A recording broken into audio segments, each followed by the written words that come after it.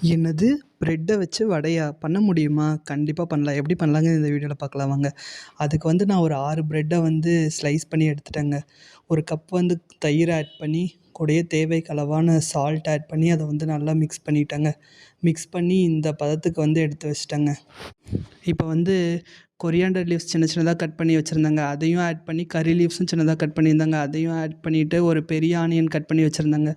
அதையும் ஆட் பண்ணிட்டு, இப்போ வந்து ஒரு 1/2 கப் வந்து அரிசி மாவு, கூடயே வந்து ஒரு 1/2 கப் வந்து ரவை, லைட்டா வந்து பேக்கிங் சோடா இதெல்லாமே ஆட் பண்ணிட்டு நல்லா மிக்ஸ் பண்ணி விட்டேங்க. இப்போ வந்து மறுபடியும் கொஞ்சமா தயிர் ஆட் பண்ணி, இத வந்து ஒரு வடையோட பேட்டர் மாரி பெனஞ்சுக்கலாங்க. நான் பெனஞ்சு எடுத்ததுக்கப்புறம் இது மாரி கையில வந்து தட்டி, ஆயில் வந்து நல்லா கொதிச்சு மீடியம் ஃப்ளேமில வந்ததுக்கப்புறம் 1 பை 1 ஆட் பண்ணிட்டேங்க. ஆட் பண்ணிட்ட பாருங்க, உண்மையா வடை போட்ட மாரியே இருக்குல்ல. பிரெட் வடைன்னு சொன்னா யாருமே நம்ப மாட்டாங்க. செம்ம டேஸ்ட்டா இருக்குங்க. அதுக்கப்புறம் நானும் டேஸ்ட் பார்த்தேங்க. டேஸ்ட் வந்து செம்மையா இருந்துச்சுங்க. நீங்களும் மறக்காம ட்ரை பண்ணி பார்த்துட்டு, எப்படி இருந்துச்சுன்னு கமெண்ட்ல சொல்லுங்க. இந்த வீடியோ பிடிச்சிருந்தா லைக் பண்ணுங்க, சப்ஸ்கிரைப் பண்ணுங்க. Thank you so much.